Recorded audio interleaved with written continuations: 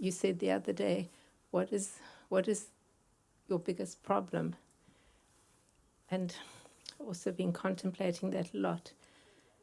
And my biggest problem is my person, the personal identity, the egoic identity, just all of that. It's so tiresome. And because there's something to zoom in on, and we have to be doing that with it a lot. Because first the intellect come in and take cover and say, yeah, we got it, but it didn't go in.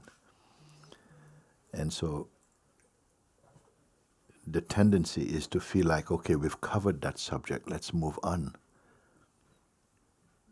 Sitting where I'm sitting, having this opportunity, I come to see there's a feeling, a cheating. We don't feel like we intend to, but in that realm of mind and person, it's like, okay, been there, done that, next. And even in satsang, where a very important point is being clarified, you see, and we have not, we have come to the ocean, but nobody's in, and everybody's having a good time. We have picnic on the beach. We're sending postcards about how beautiful it is, how the sunset is, but nobody's in. You see, and then we're packing up to go. So I'm looking at that while we're there also, while we're here in this time, what is changing from my own perspective is that I'm not going to give, answer you and then you and you and like as though your individuality matters. Actually, your individuality only mean your unique subjective perspective based on your identity as a person with its own personal issues. So if we just work on this, we solve the personal issue today, personal issue tomorrow, like this. How about in one swoop we can catch everything? Remember I told this example that a fisherman goes out with a hook and his bait and he throws a line out. In Jamaica, when we were doing this as children, we didn't have these rods, which only have string, and you have a little weight and you can throw it. So it will only go maybe, 3 or 4 meters, and it was enough with there. And then it's the game, you can watch the trembling line. Oh, it's so exciting. Then you catch, you pull him, and you see him coming, and that's what the game is actually. Because if somebody were to give you a fish, you don't, okay, but if you catch him, you see, that was, you catch him. Say, if you go like this, one line, one bait, one fish. If you have a boat, you may go out all day, you may catch 10, 12 fishes. If you have a bigger boat, you maybe catch hundreds. If you have a ship, you catch thousands. But who is that one who with one hook can capture the whole ocean? And what is this ocean? What is that hook? Who is that fisherman? I say, the one who comes to satsang. What is this ocean? To resolve the whole ocean of samsara, to understand your place in it. There is no samsara without you and your mind, the mind. So these metaphors I'm giving like that. So the tendency to, we have done it also, answer this question, that questioner, another questioner, this one questioner, and I'm feeling that we are in answering like this, there's a time for that, and they will continue here now and again. Time for these questions. But I want to give the response, the one answer for everyone. Where is it that we all have the same challenge? that would be smart. Where is it that each one, however diverse on the surface or unique your situation, circumstances, your challenges or problems might appear, at the root it's one thing. Who has caught that, you see? That is just one thing. The more you individuate and you feel, oh yeah, but you know what's having this trouble with my family, and they don't agree that about this path I'm taking, and I should be back in university, whatever it is, okay? What would be the point? What would be that question, that opportunity to catch everyone?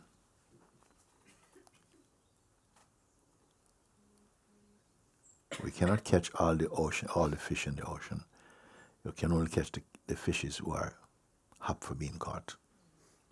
Okay? Because this must happen as a gesture and urge from your own heart. You want. The others, they're free. In the meantime, all the fishes, all the creatures in the ocean, carry on with your life. But for those who want, then this is the hook that must catch everyone. Why I would say like that? Why not everybody? No, you have to come. It has to be your time. You have to ripen. You have to ripen on the tree of knowledge to become prasad for good. Cannot just be, you're a fruit, yeah, let's eat. No, ripen mean you have come to the necessary challenges, suffering, struggles, for you to feel, you know, I kind of want to go beyond all of this. Whereas there are beings who still have aspirations in the ocean of samsara. No? What are you to do? Tell them, no, you shouldn't. No, they have to. Just like you had to go through your own sieving through to find out what is it that that really most matters for me. Because so many problems we have had, so many we have solved, they don't go away. More ones come. Is it possible to go to such a solution that takes care of all of this? And the problems are only an appetizer, you know. It's not, oh, I want to solve all my problems. What is the cause of problem? This question must come. Then, I mean, if you keep solving, more ones come. Then more ones come. Are we just fascinated with the possibility of finding solutions, but keep going on? Or is it that we are tired of this road? No. There must be something we're not getting. We keep finding ourselves back just a little bit further on the journey. What is it that you want? Has anybody come to that level of introspection where you feel, you know what, even I'm speaking now, it's basic things. Because I would like to, I hope it's right for me to feel that everybody knows the whole point of coming here. I don't have to tell you. I may say, listen, aim higher. Aim higher. Okay. Little coffee time.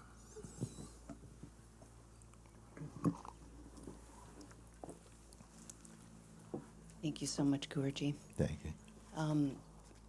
It wasn't simple for me. Me was the problem.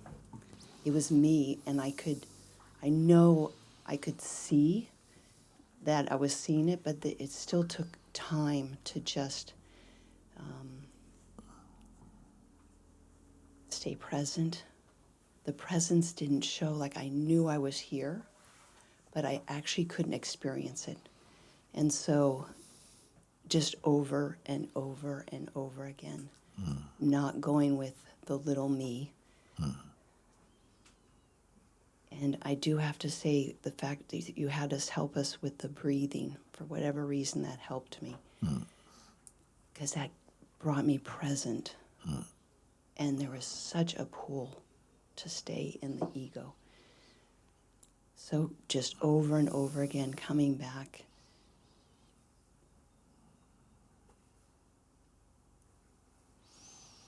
Yes, I want to share Me something. to say more. Go ahead. There is a very subtle point that we must clear up today. Because it's been missed, the play of the delusion can continue. Marie just said, no, I see that, it's the me, the person is the problem. Okay?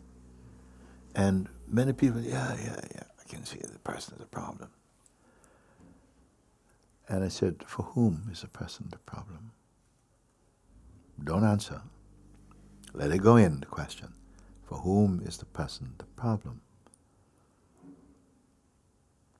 First, we had the feeling that the person has a lot of problems. Maybe even create a problem. Then later on, something says, but no, actually, the person is the problem. Not just person has the problem, the person is the problem for some who has come to this level of seeing that, no, the person is the problem. How many here has come to at least this point? Okay. Next point. For whom? More subtle, more subtle. It's not who will answer first. It's like a little blind spot. Unquestioned. But you had to come to here first to see actually all problems are personal. There are no impersonal problems. Swallow, swallow. Take that for a moment. We're not in a hurry. I have a cup of coffee to drink.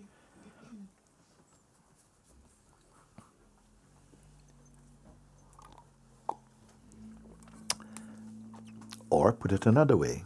Sometimes questions are better than answers. Because questions make you think. Answers you merely accept. Okay. Answers often are more shallow, unless you verify them. But questions confront you. Heather, come where I can see you. Yeah, you see? So, we say there are no impersonal problems. Can this be seen?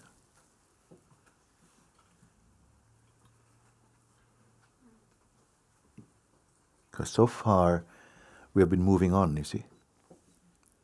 But the food is not chewed and not fully swallowed.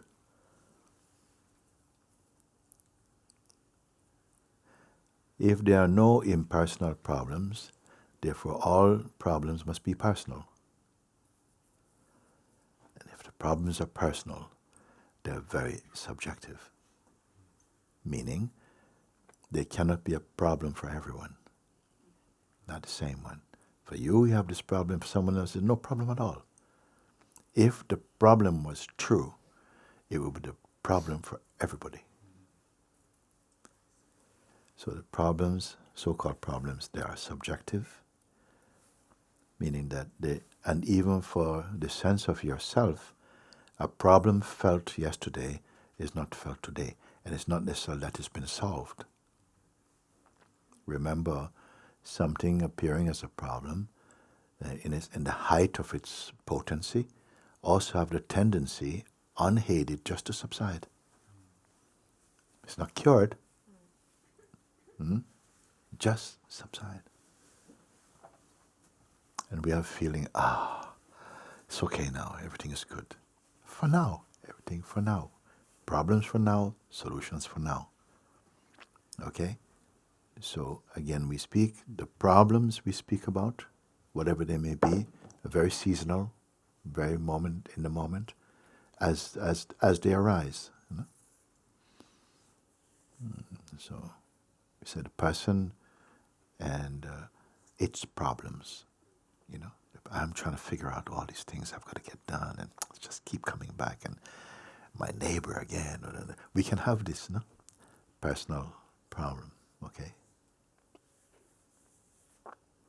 Do we have any impersonal problem? No. Okay.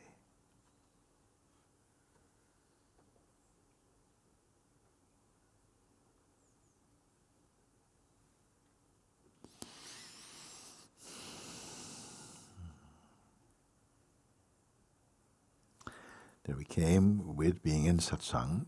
I say you ought to come to a place where you realize, but the person is the problem. Because all the problems are coming out of the person and for the person.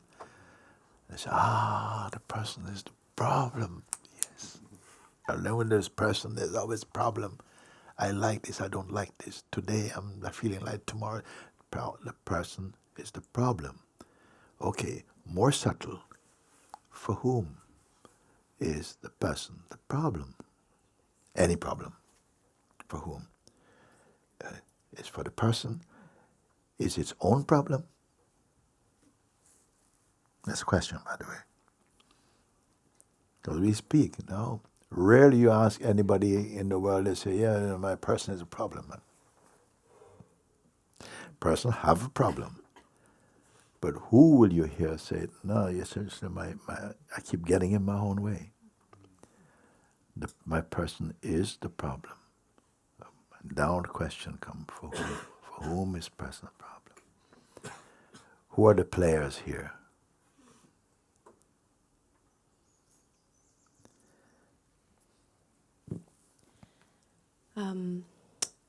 Because when you ask this question, it's almost as if there's like a, something wants to go into a bit of a haze. Mm-hmm. And it seems like there is some kind of seeking identity, which is maybe a more clean version of a person. Mm-hmm. But that in itself is still being a step out of the beingness.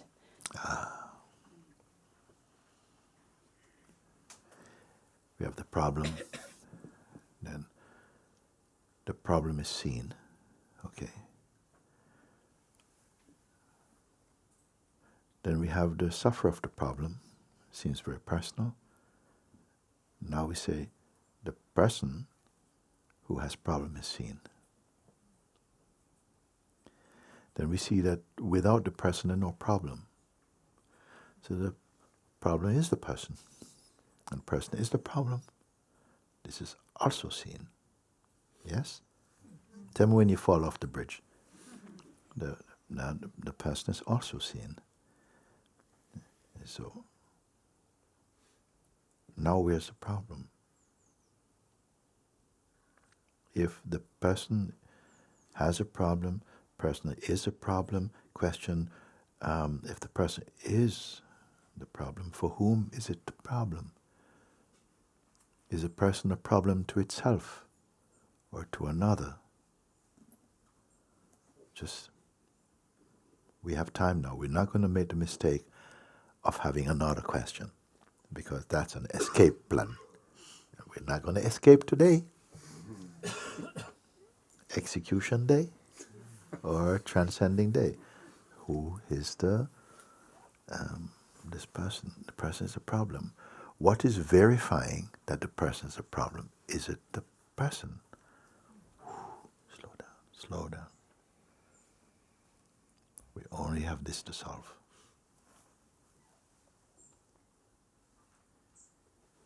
Whose discovery is this?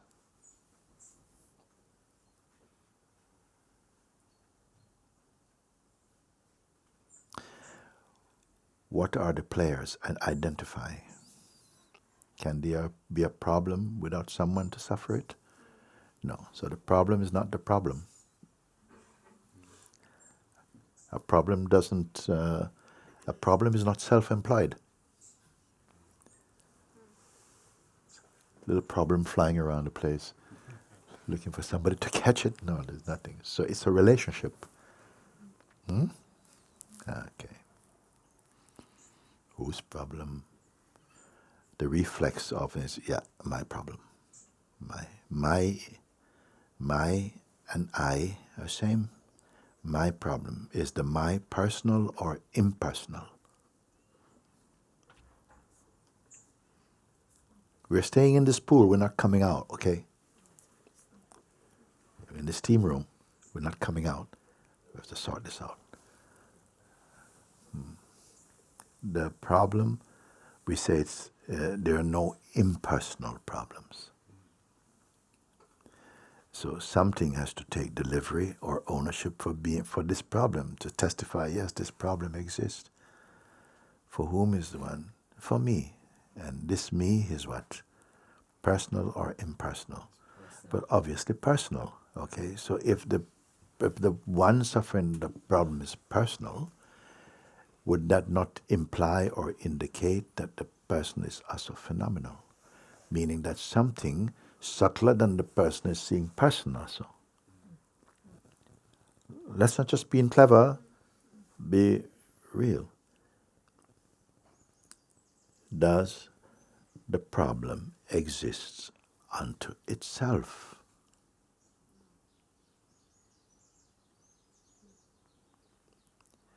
Or does it point to a relationship? Slow down, we're not moving from here. Can you say that again? Yes, it's good. I love that. Can I say it again? Why? Because it's very difficult to hold him. It's like, it's already, oh. When you're zooming in on something like this, it's like suddenly, oh, we all blurred and we're in the, oh, where we, yeah. A problem indicates there must be somebody suffering. Can there be a problem? Nobody suffering. Then we say, there's this problem, okay? And we say, I have a problem. I have this problem, okay? So, a problem is not self-employed, I said. There's no problem that exists just as a problem, like the flu. Can there be flu if nobody catch it? So this thing, we are zooming in looking now. There is, I've not prepared this discussion today. Okay, we're on the wing. All can say, well, you know, I have this problem. My problem is like my mind is so wild. It's not stable. Okay, is that the mind's fault? My mind is just always jumping. Is that the mind's fault? Jumping for who? For me, you know, it's like I just can't focus. So identify, who is this me? Is it something other than mind?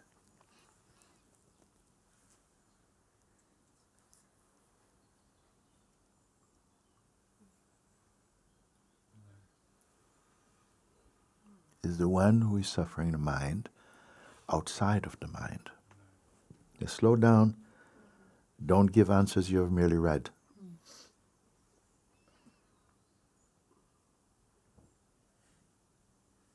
Can you feel the power opening up inside, looking like this? Is the one who say, my mind, is that one totally apart from mind? Is it personal or impersonal? Answer. Personal. It's personal. And it is unique in the sense that the one who says it's personal to me. It may not be personal to you. The sense of you and me are also personal. So it's uniquely personal in that moment. This problem just won't go away, won't go away. Is it true? Will the problem not go away because the one who's having the problem is more permanent than the problem? Or is it that you only have a problem for as long as it's up there? And when it subsides, oh, the problem is gone? Is it deleted? Okay. So we come thus far. that if there is a problem, there must be someone claiming there is a problem. Is the one claiming that there is a problem independent of the problem? Is it personal or impersonal? Please slow down. Is it personal or impersonal? If it is personal, it is also a mode of mind.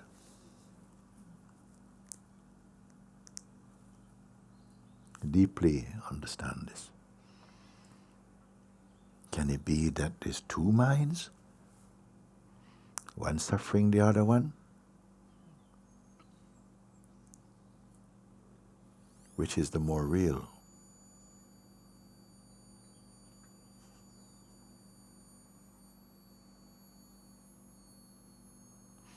That which says, remember I said, the problem and the sufferer of the problem are like two sides of one coin. But of course, nobody talks about it, and so secretly, though the head might be going, ha ha, inside it's going, no, no, no. I am different because I have other problems than this one. And when this one is not here, I'm still here. So either the I that's still here has other problems, must be maybe problem factory, I don't know. It keep having other shades of other problems also. So it feels like, yeah, I solved that problem. Have you solved you? Now, how can it go on like that? Because the one who says I, and I, it's a mystery. Because no one ever name child and call it I. Just as a baby, what's the name? I. No. Yet all the beings intuitively refer I. I hear that at one time, maybe I don't know if any Japanese person, maybe Ram is here, I hear that they were saying that they don't use the term I so much in Japan. I don't know if it's maybe now or not. Somebody maybe can hear. I'd like to look into it, so I'd rather have a Japanese person to verify that. Everywhere else is I. And I is a number one subject. I refers to this, means myself, the one living here. Okay? This is my address. But it's also called I, because the feeling I am this body is there also. I am education is there. I am male is here. I'm English, I'm here. I'm Jordanian, I'm here. I'm African, I'm here. Pertaining to what? The beingness or the farm? To the farm. To the farm. Something more subtle is aware of the form and the associations of form. Something more subtle. Okay? All the forms are in time. Mind, problems, situation, identity, classifications are all aspects of mind, mode of mind. If you want me to repeat, repeat. Yeah? So all the things you call yourself, labels and references and images and so on, they are modes of mind or not? Even you say I'm a philosopher. It's also phenomenal. You are not always philosopher. I'm an artist. I'm a historian. These are to do with work, association, cannot be what you are. Can we see like that? What you are means what you always are, not what you temporarily are. Unless we agree to the term, okay, this is a temporary reference. So, today I'm a footballer. You see? Or something like that. Am I going too fast? So, we are receding, okay? And as you recede, take nothing with you, no garment. And here I mean the garment of concepts also. Anything to do with the mind is going to be concept, meaning that take it or leave it. Grasp it and own it, but it cannot be eternal. It's a mode of mind. It's not stable. Nothing in the mind is stable. Emotions are not stable. Feelings are not stable. Situations and circumstances are not stable. Identity is not stable.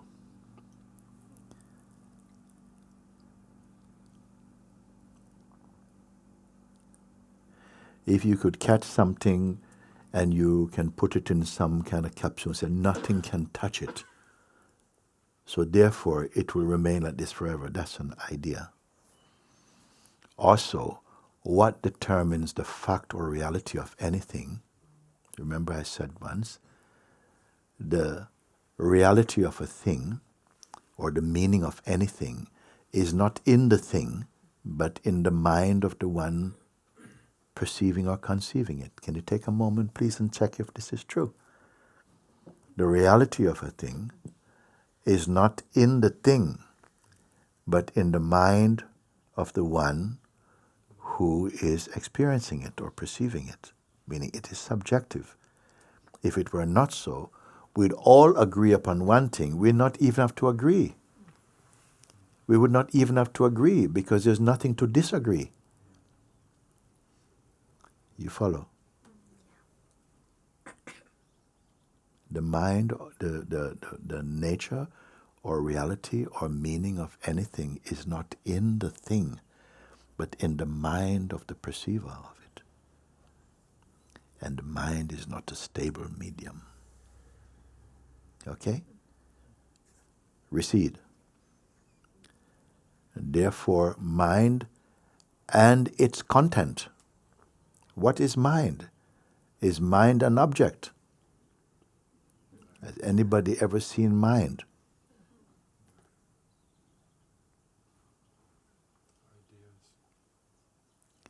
Ideas, flowing, thoughts. Let's add to it feelings also. Whatever is phenomenal, meaning that it is an object of perception. Whether the object is something elemental or subjective or emotional, we're going to call it object. Means it is something perceivable. Is there any eternal object or phenomenon?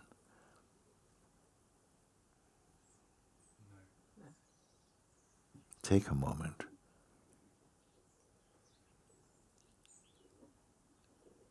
There cannot be an object without a subject perceiving it. Otherwise it's not. No, we say, okay, yeah, of course the thing exists. I'm not in contact with it at the moment, but it exists. So, well, yeah, in your memory right now. We still have value here? Yes. Okay. If what we call mind, which includes all its content, dynamic and non-dynamic, if you want to say. I think it's all dynamic, to be honest, because the very name mind means dynamic. It's not an object holding other things in it, but kind of. So mind, including its content, meaning whatever is phenomenal, that is perceivable, that is knowable or experienceable through the mind or the senses, whatever they may be,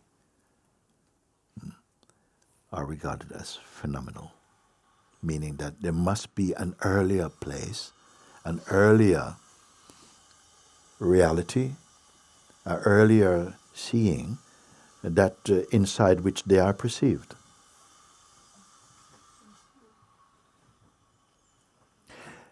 Remember, I also say that even some things are so subtle that there are no names for them. There are no photographs for them. Yet they appear in some way in the subtle space of your being and are perceived. That's called phenomena. Can you see? If everything that the term phenomena imply means everything that is perceivable from any region of time, from any region of space.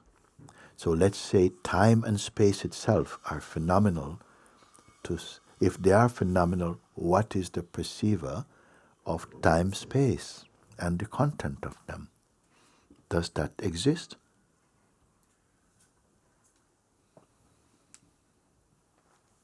Can anybody deny?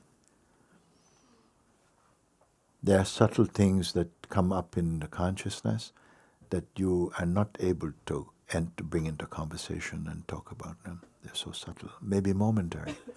But even their momentariness is perceived. Their indescribableness is also perceived. What is perceiving them? Them meaning time, space, mind, senses, phenomena, imagination, are perceivable. That which is perceiving these, can this itself be perceived? And by perceived meaning that it would also have to be phenomenal. It would also denote subject-object also. Listen, don't go to your head right now. We've passed that land, okay? That is only object of perception. Whatever is going on floating, oh, I don't know where we are going. It's all mind. Never mind the mind, no. It's as though all of that would seem like it's auditioning for your attention. Look, log in, log in. Logging in is also phenomenal. An action or reaction or interactions are all phenomenal from my point of speaking now. Can anybody refute? Even the sense of knowingness, even the function of perceiving is a phenomenal manifestation.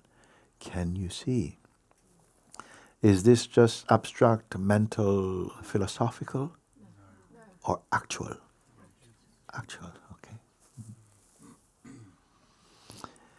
If these are now admitted that all this, whatever, in whatever region of time, past, present, future, whatever manifests, including the sense of past, present, future, are phenomenal and are perceivable, that which perceived them looks like what?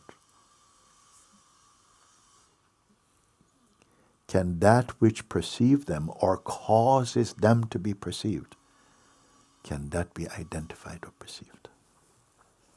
Every human being, this question applies to you.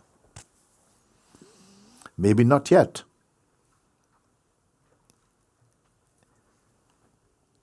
I cannot say what good fortune come, why this question is arising for you. Because at some point in manifestation, time, space, life, movement, this question must be born in the instrument of a conscious being for you to go beyond.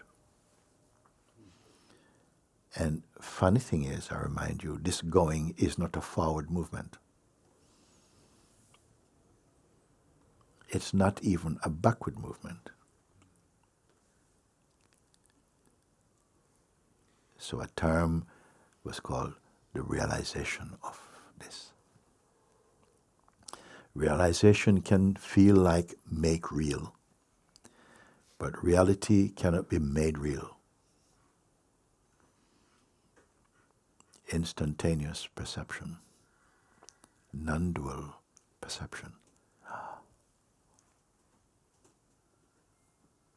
Can such a thing be spoken? Non-dual perception? Non-dual not knowing? In ordinary knowing must have subject-object. Whether the object is imagined or not, is still an object of perception. Subject being perceiver. Ordinarily the subject is called me, and the me has not been questioned, assumed to be a person with knowledge. Now we see the person with knowledge also phenomenal. So we go back a few steps.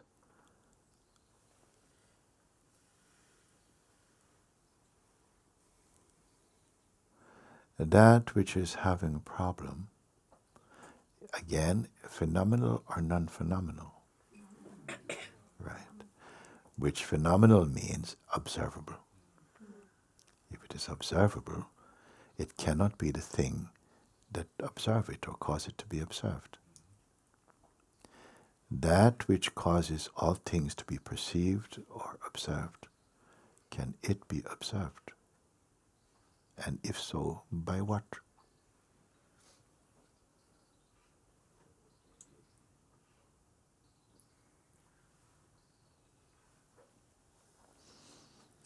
This alone is referred to as self-knowledge. But don't make the mistake that there is one self knowing another. Non-dual self-knowledge. The realization of that which is beyond time-space calculation, beyond phenomenality, beyond time, beyond all that is perceivable through the mind.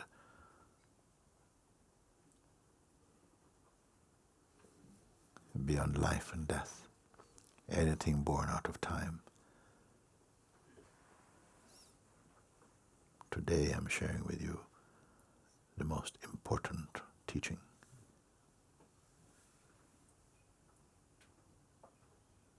But it doesn't mean you got it. Now your attention has to marinate. What is marinate? Whatever you see through the mind or the senses appear in front of you as phenomena. You can say in front, you can say within. Because front is in relation to another object, which has front and side and back and inside and outside. That which perceives inside, outside, up, down, here and there, is located where?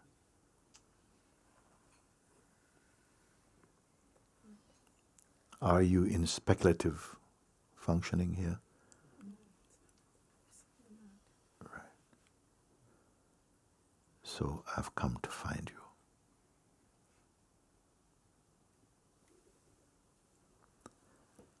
What is your eternal form? Because all are obsessed with form. Form of knowledge, form of feeling, form of relationship, form of time, form of aspiration. All belong to the field of the phenomenal, the apparent, the changeful. What is capable of witnessing the changeful even in its subtlest manifestation?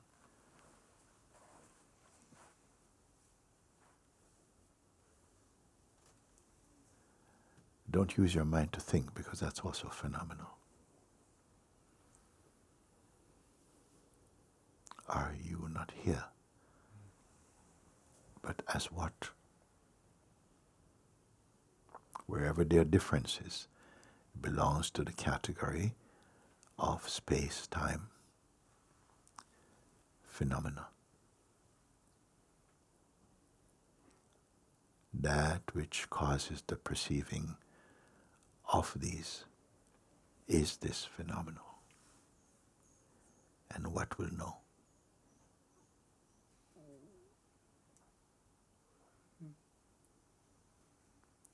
And if your mind or the sense of person is trying to escape that, that is also phenomenal. What is to escape or to reach? For that in which all things are seen. from any region of time.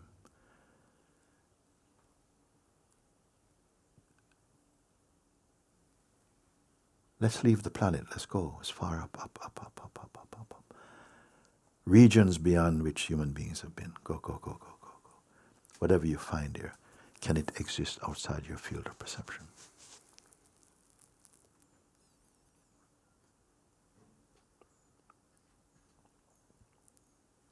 Your soul is crying for joy right now.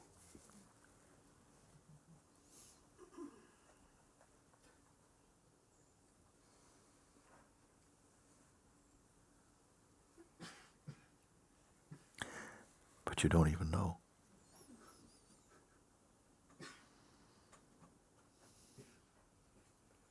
Here, which is more real of you? The things in memory? Things to be imagined? Things to be found? Whatever is found will be unfound and lost. Whatever come will go. Whatever rise will fall. Whatever lives will die and are witnessed. Where are you amongst this? You being what? Even the sense I is only a symbol of a non-physical reality. The pulse of God.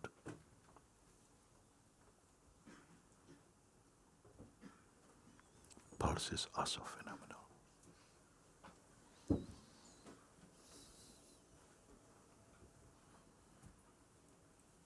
What are you, empty or full?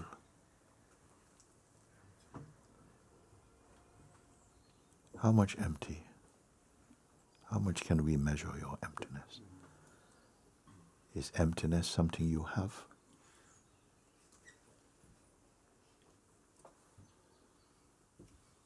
I bless you that this understanding has come as a darshan of God.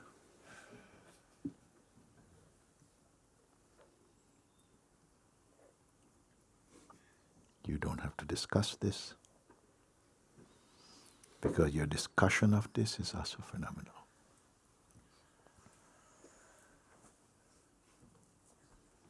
Prior to learning,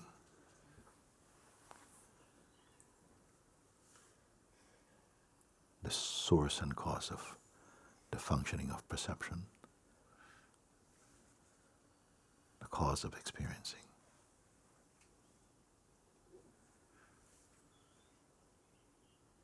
Formless awareness, imperishable reality.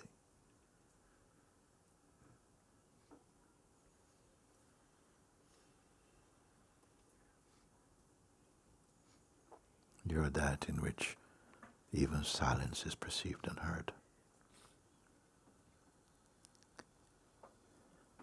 Within which even the sense of existence or non-existence are merely phenomenal. Am I asking you to believe this?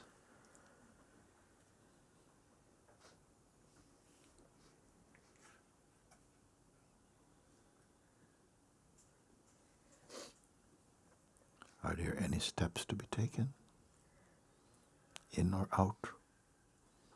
Is there in or out for this?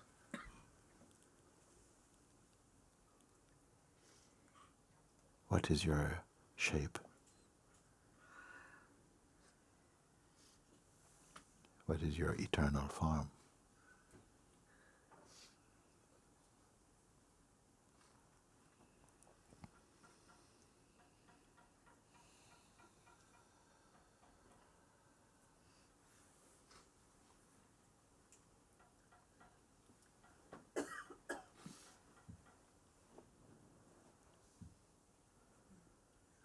Where will you go to cover yourself? Where is your fig leaf?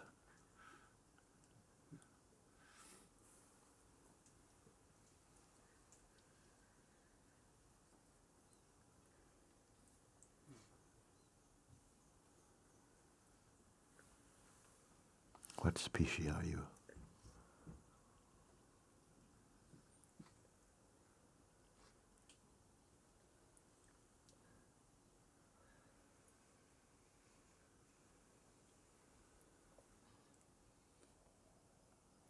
by the grace of God, such contemplations are coming.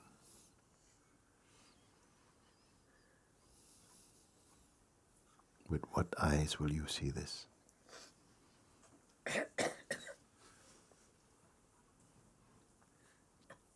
What is the value of memory to this?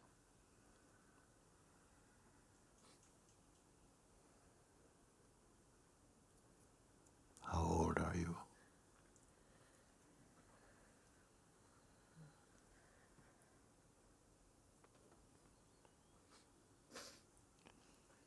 Will this exist because you believe in it?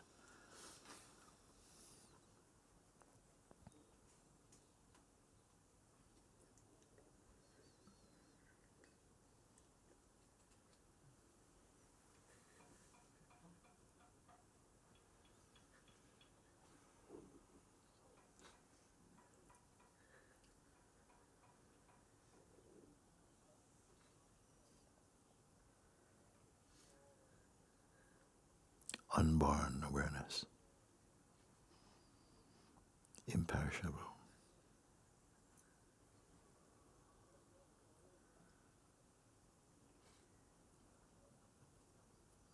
Yeah, let your mind run. Throw this away now. See if you can. You being what?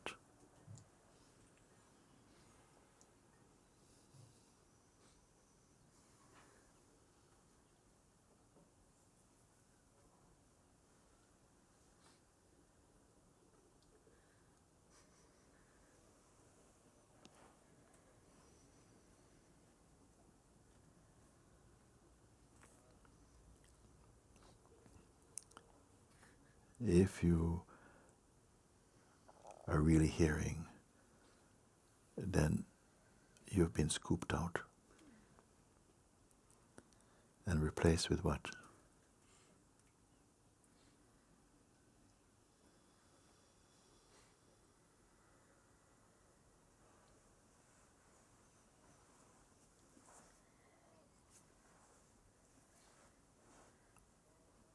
Don't worry. Take back your whole idea. Frame your self-image.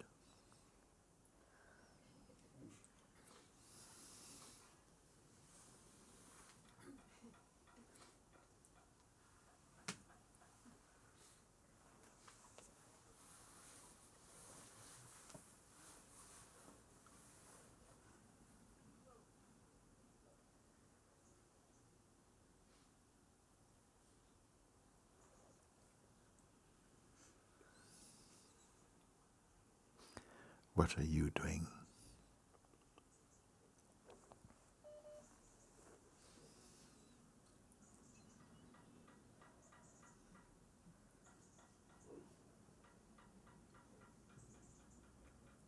Prior to the birth of this world,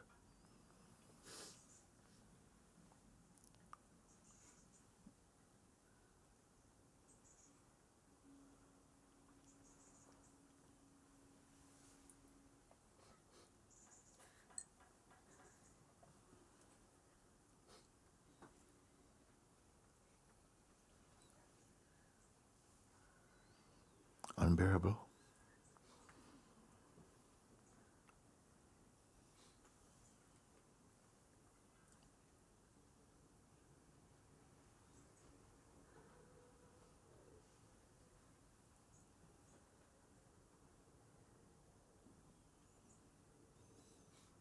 Are you inside or outside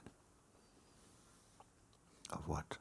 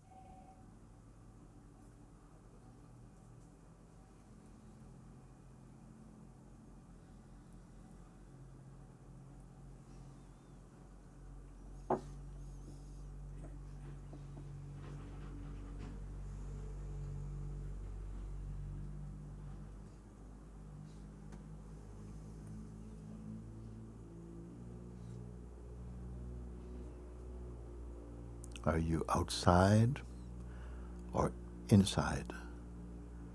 And of what?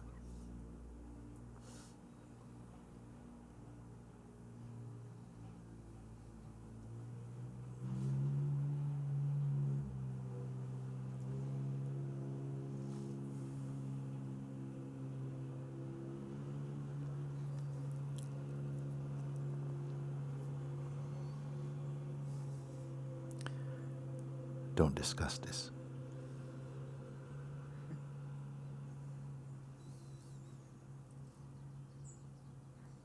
Don't try and talk with anybody about this.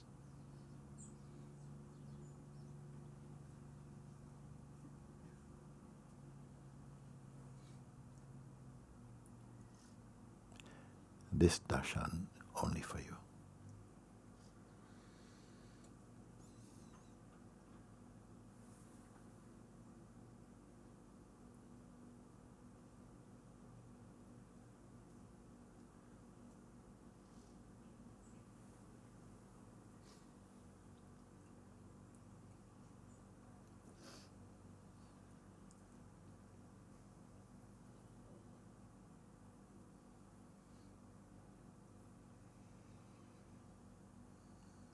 What is time for you?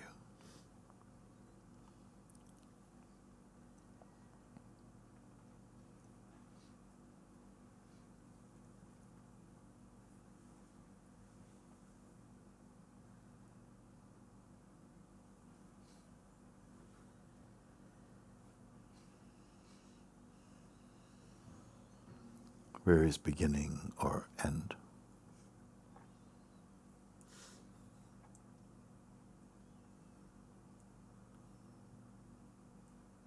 With what shape are you listening to this?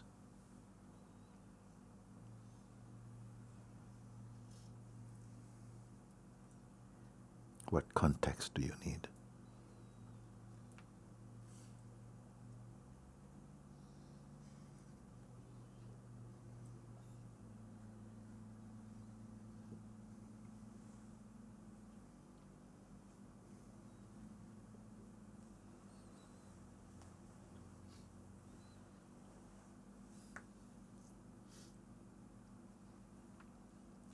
So my encouragement and advice is to get inside your inner sleeping bag, zip yourself in, and marinate in this grace.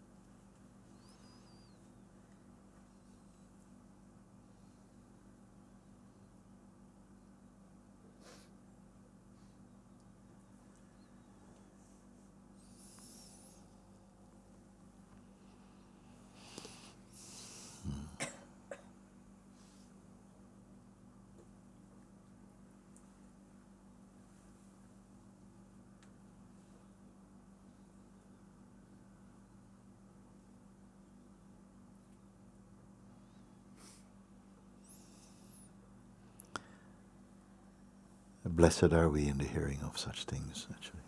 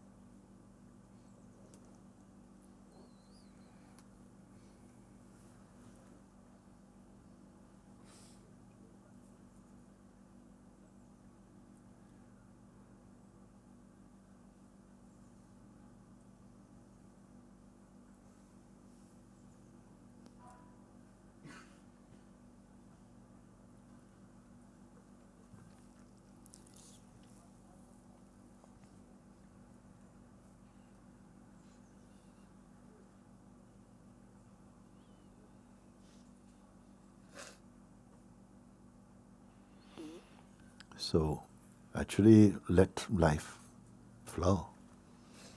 Let the world happen. Let the mind play.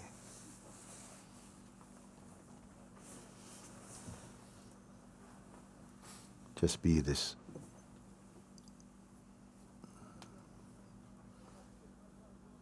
invisible weakness.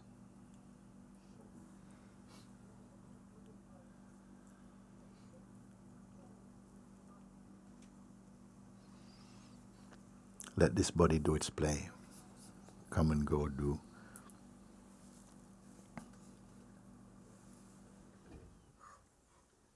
Now,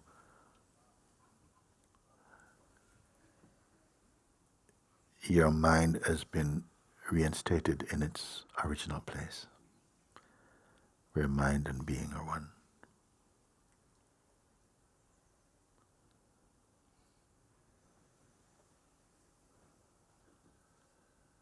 But the Supreme is placeless.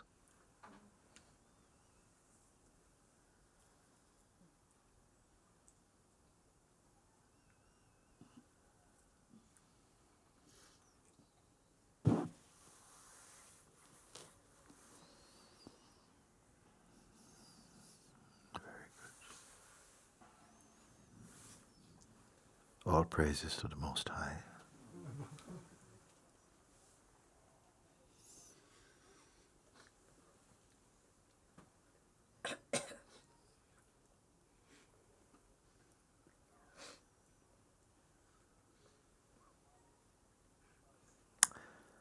By whose light and breath we have the feeling of life and the blessed opportunity to contemplate Him in the heart.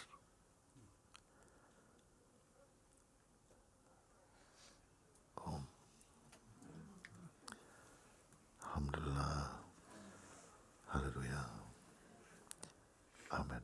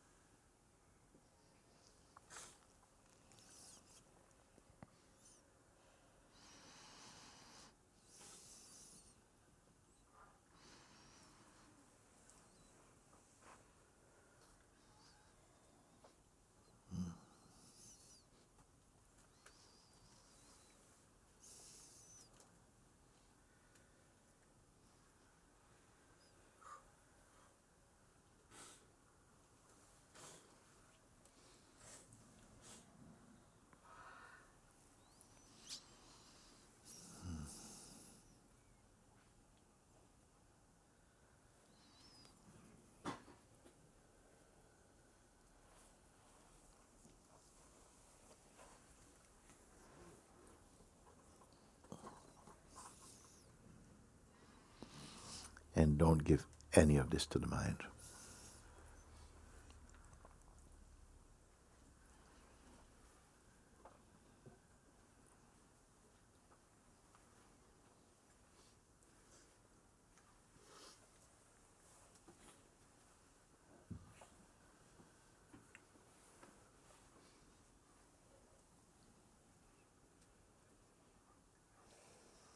Which also means don't try and give this to any person.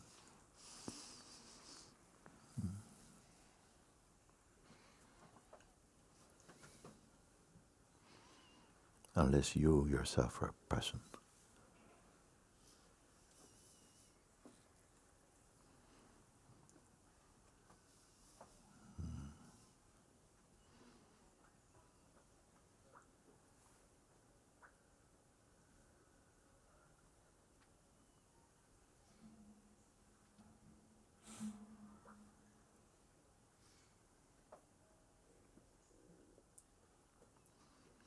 And abide in this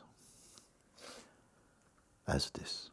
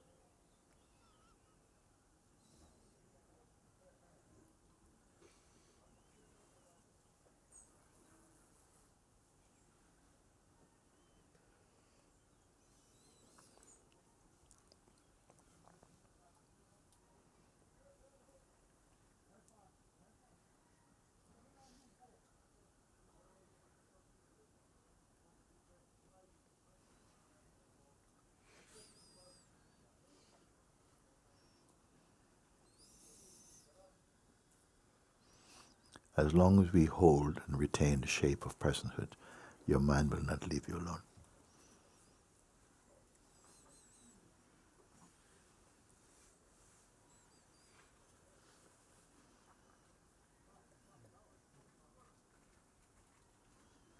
Multiple choice.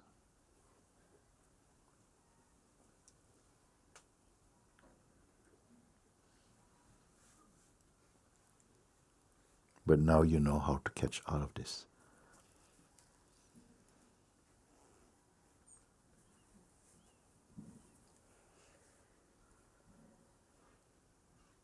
Don't mind.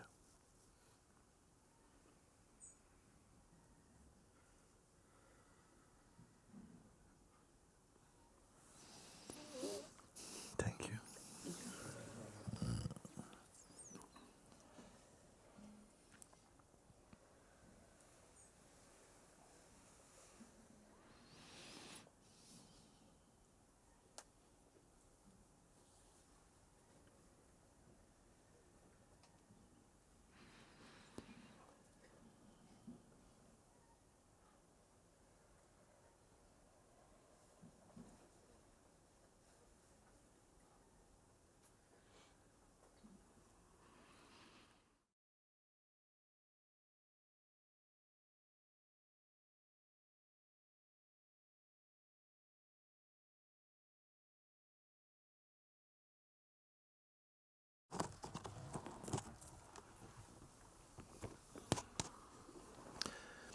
There's a tendency sometime for in the mind feeling, wow, that was good.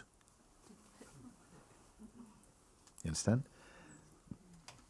And you relegate it to another incident, another experience.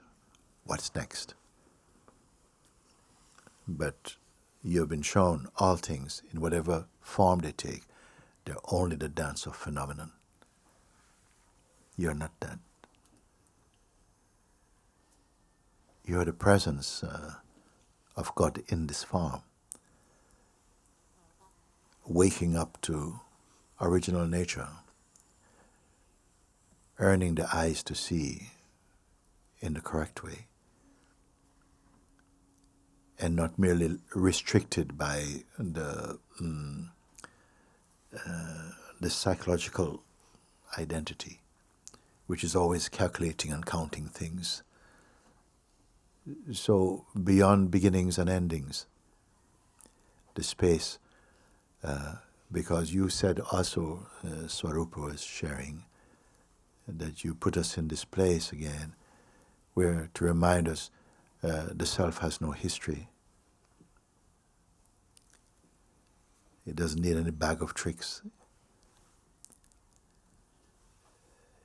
Everything that's unfolding is already written.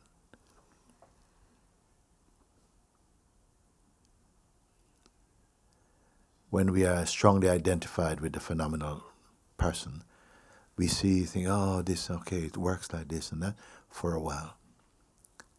But I'm very happy with today's satsang, because just in the space of applied understanding and seeing that, oh, it's not going into some kitty, it's not going into some box of knowledge.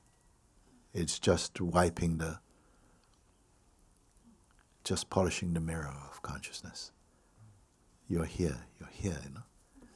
Still, it will take the play of time to settle more and more and to accept, because of the force of conditioning that took place in the arena of what I call the theater of consciousness, where the illusion of personhood is so strong. Even in the Sangha field, it will still behold. But I know that what is being shared and what is here in you came only because in perfect timing, this come. It's not a come and go. The going is not with it. Even the coming is not with it. But the soul could receive this darshan. It's good.